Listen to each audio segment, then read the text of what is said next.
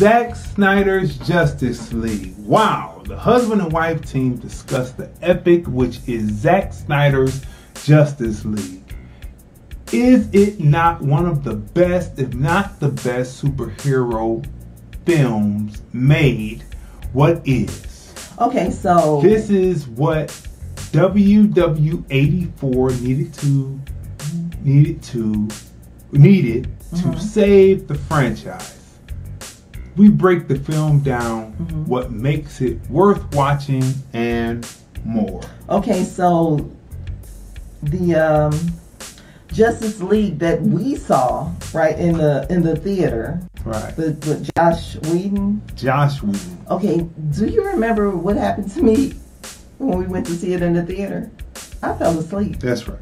I was bored. Now see, Josh Whedon had just come off of doing. He was a Marvel director that that Warner Brothers, who had the Justice League. Now Disney has it, but who had the Justice League? They went and got him. Zack Snyder had to step away because his daughter, unfortunately, committed suicide. And so he had to step away from doing the Justice League, right? So they bring this Whedon guy in, right?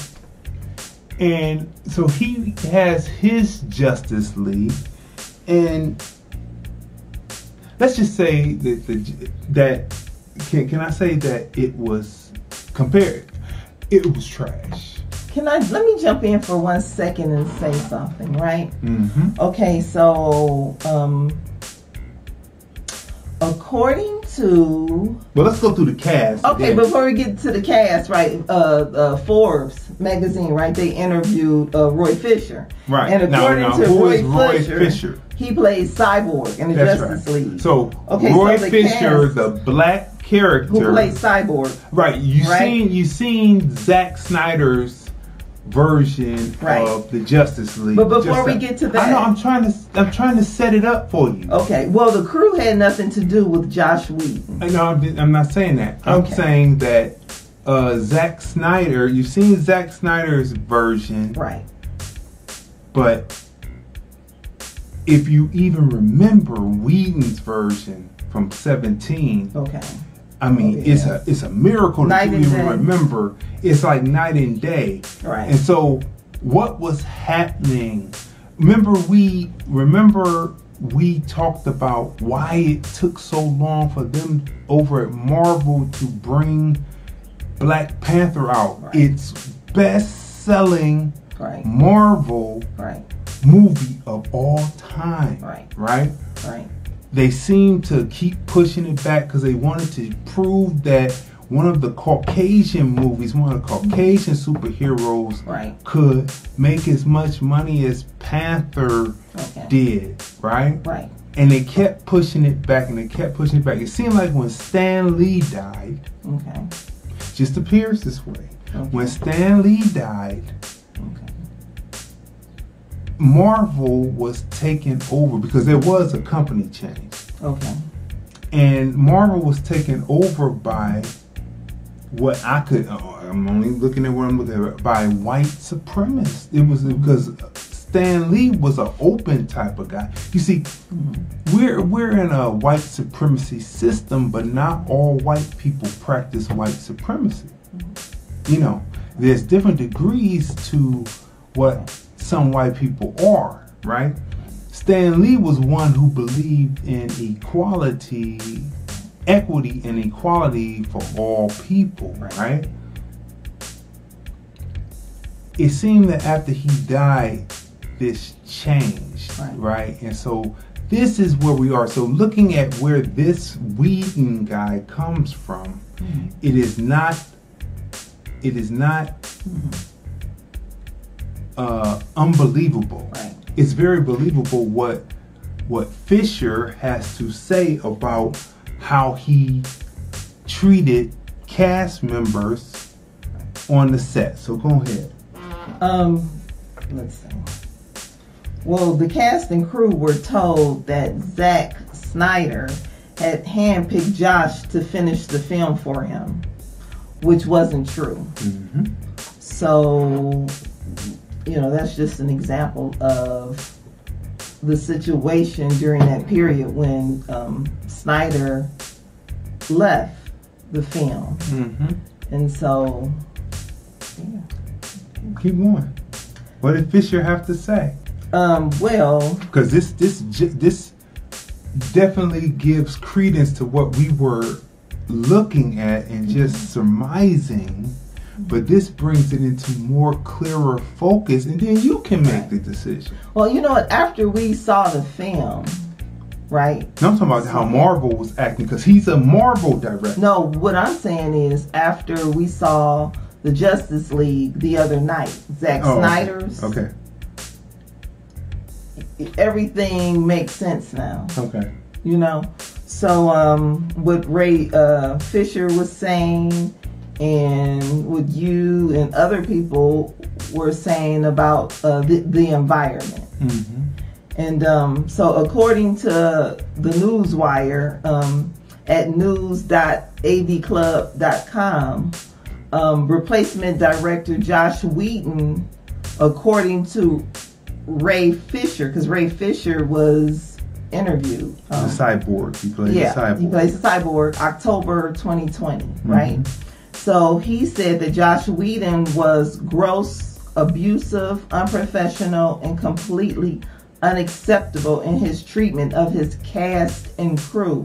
Now again, the crew had been told that Josh Whedon was handpicked to finish the film. Well, we later find out that that wasn't true. Mm-hmm. So, just so many, Fisher recently, he gave an interview also to Forbes. Mm-hmm. And he went into a little bit more detail in his Forbes interview. It said he outlined at least some of his issues with the behavior of Josh Whedon, producer Jeff Johns, and others who worked on the film, including allegations that the erasure of people of color from the 2017 theatrical version of the Justice League was neither an accident nor coincidence. Right? So he said that Ray Fisher, he stated performances from multiple actors of color, including Hong Kai, who played Ryan Choi, John Morton, who played the cyborg's father, Karen Bryson and Kersey Clemens, whose parts as Cyborg's mother, and Iris West were fully cut. As noted in Forbes, all these parts are set to be restored by Zack Snyder's Justice League. So we saw all of these parts restored, and it makes more sense, right? Yeah. The Josh Whedon guy, right. You can only say, just by observation, my opinion, you can only look at it and say that he was practicing white supremacy. But keep going. Fisher, Ray Fisher, he also, this is the Forbes article, Fisher also says that he was later made aware of blatantly racist conversations that occurred before Justice League was reshot, right? Reshot by Josh Whedon. Apparently centered largely on Jeffrey Johns, John Berg, and current Warner Brothers Picture Group chairman Toby Emmerich. Ray says, I realized that the notes I ended up getting from Jeffrey Johns during reshoots were just a coded version of the racist things he was saying with behind closed doors with other executives. So not only was Ray Fisher threatened in regards to his career when he spoke up, another cast member was also threatened in regards to their career for speaking up as well. Right? So these threats were made by producer Jeffrey Johns to Ray Fisher. Mm-hmm. And this is really disappointing. You know, this is, I mean, it's just sad that people can't just keep their personal feelings aside when working on the project. Like, they brought him in because they know what direction Marvel is moving in. They're moving away from Stan Lee, which means that as Marvel moves away from Stan Lee, then American blacks and the whole black audience globally should be moving away from Marvel. If DC has more people like Zack Snyder, mm-hmm. and black producers, you know, because remember when Marvel, when the switch started to happen, remember they wanted to take Panther away from Ryan Coogler, right. They wanted to take it away from him, and they were saying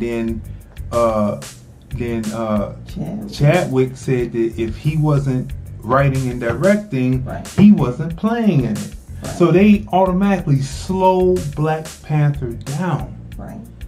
It's to slow it down to keep you in a state of constant aggravation. That's what white supremacy is, right?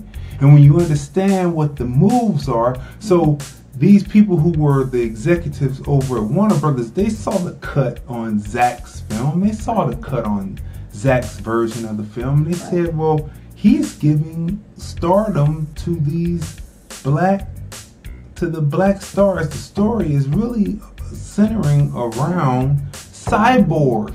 And as I read, he cut out Asian actors as well. You know, so it's just like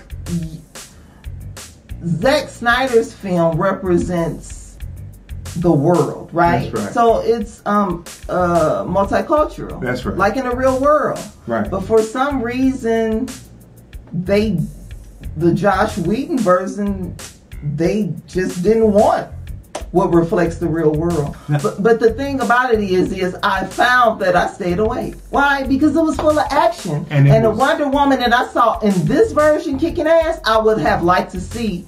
I'd like to have seen that in the last Wonder Woman film. W84. I mean, maybe that would have saved the franchise. It would have. If she had been kicking butt like she was kicking butt in this. Now, it's crazy, yo. I mean, it's really crazy. It's crazy that we have to start off like this talking about this film, but this is what you see. So when you watch the one from 17, which was just trash, there's a scene where Superman comes back to life and he lands there and he starts to read all of the different superheroes and he sees them as a threat and he goes out to destroy them, right? Mm-hmm. There's a scene where Batman comes, right? Now, you're sitting there. Now, this is in the Whedon version, right? Which really doesn't make any sense, right? And the Zack Snyder version, it makes so much more sense. He throws Batman into the police car, and then he comes, he says that you tried to kill me. And he takes his bare foot and he's pushing on Batman, and you know, basically to say that he's gonna kill him. And then, you know, if Superman hits you, if you don't have any superpowers, because Batman don't have no superpowers, if Superman hit him or he was crushing him, Batman will be dead. So that really didn't make any sense, and Josh Whedon really didn't have, in my opinion, any kind of creativity. But the way that it's explained, you don't have that in the Zack Snyder version, right? So we had to go through all that, right? Because this film right here, the 2021 version of Justice League, Zack Snyder's Justice League, is a tour de force. I mean, it's an excellent film. Now, this is before I read any articles regarding like the Ray Fisher situation and how the cast was badly treated, right? This is before I knew all about this. This is like while we were actually watching the film, I looked over to you and I said, why would they go and pick someone from Marvel when this film is way better than the last 2 Avenger films that I've seen?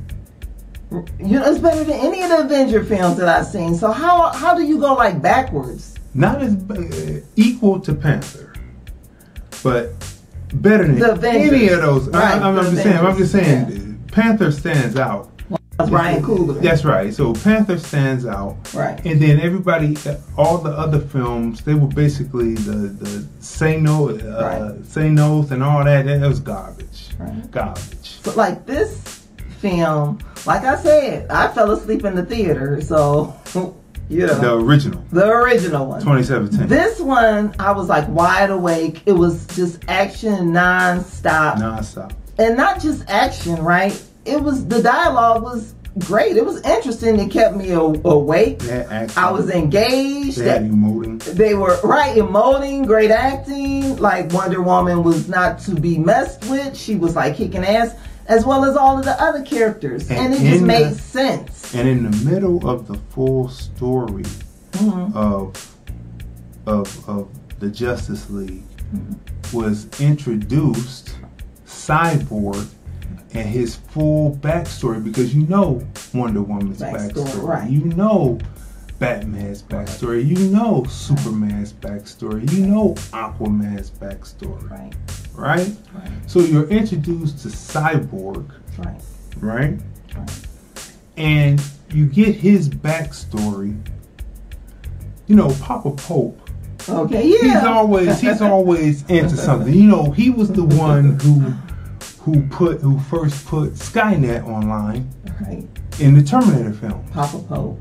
That's right. And he was the one, what's his actual name? Joe Morton. That's right. And he was the one who tried to end Skynet in the first one. Right.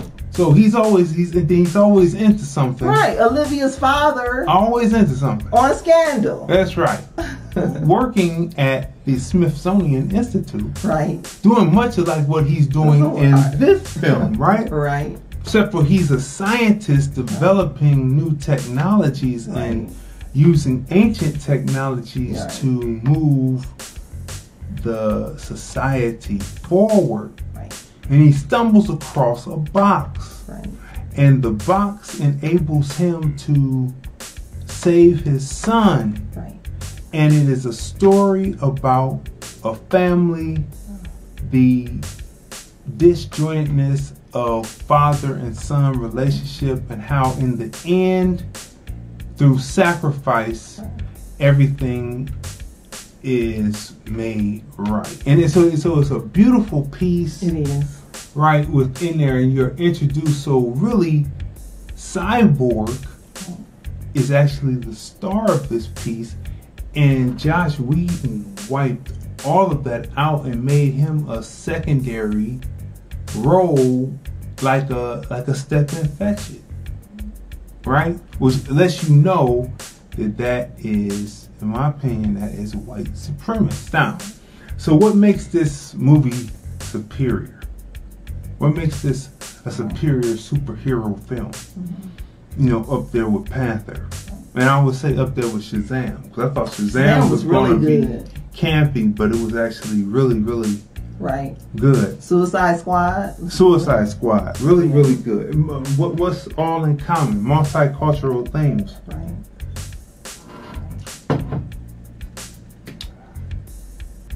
The cinematography. Cinematography on this is a 10. Yeah. It is, you know, the movement of the camera, the use of CGI techniques. Yes, beautiful. I mean, it is seamless. You can't catch anything in it.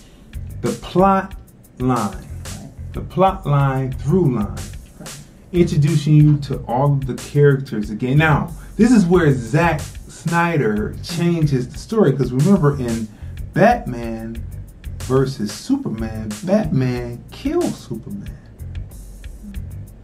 But at the beginning of this, they give you an alternative story at the beginning where Batman accidentally hit Superman trying to kill a villain, and he accidentally hits Superman, and so they move on from there, right?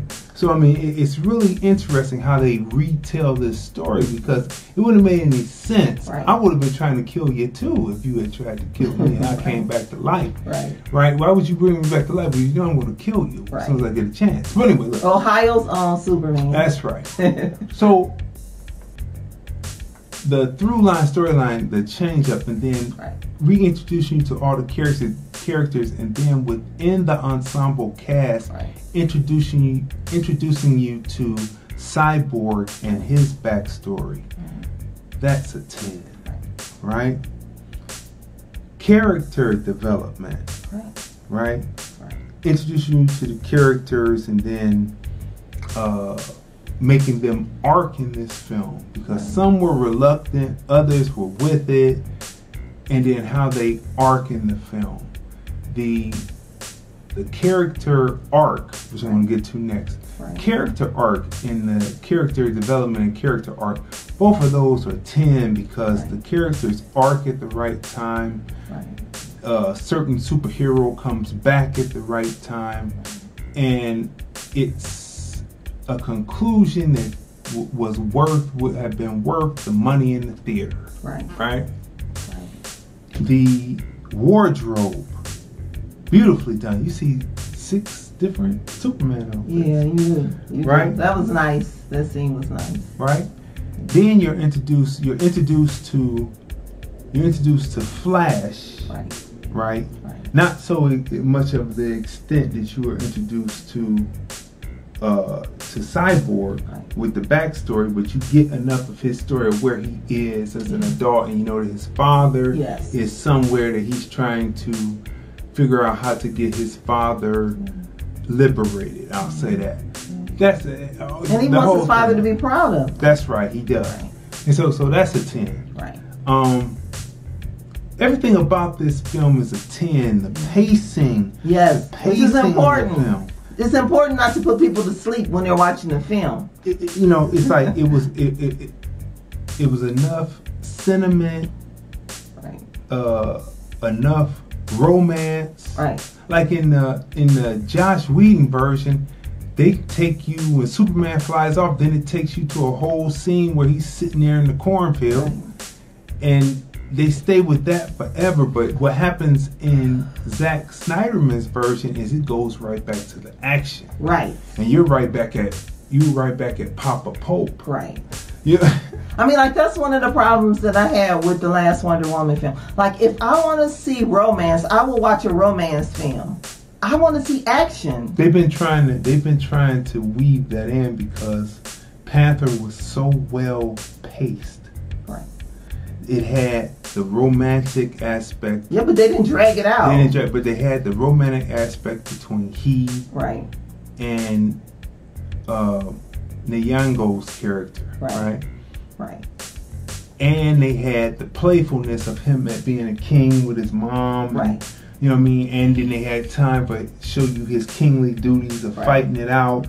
And then it had time to show you, and most definitely all the time, show you he as Black Panther. Right. The pacing, he and his sister. I love that playful relationship between he and his sister was just, the pacing and the timing on that was just perfect. And Marvel has been trying to emulate that. And DC was trying to emulate that with Wonder Woman, which may have cost that woman being in the franchise. Where is the Spider-Man cartoon, Miles Morales? Like, that did really well in the theater. Should have been right back. Won an Oscar award. See, usually when stuff takes over, you move everything else back, and you move to bring that out quickly. You bring that out in the next 2 years. You bring the next installment out on these things that are successes. When Stan Lee passed away, when he died, it just seemed everything just went downhill.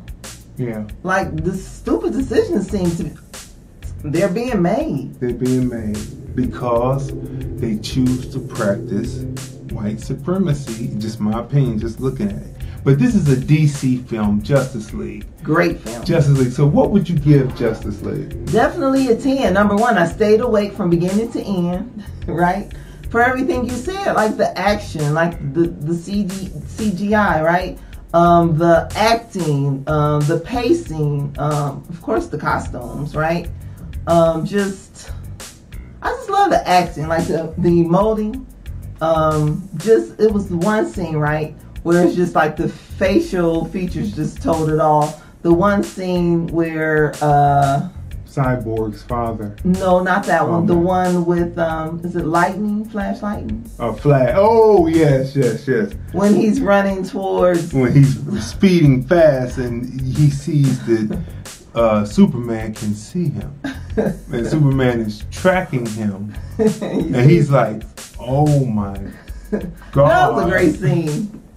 He's like, this is my hero, and he sees me. He may potentially like just smash me out of existence. Like, but Superman has all their powers and more. I mean, it's just like incredible, right? Yeah.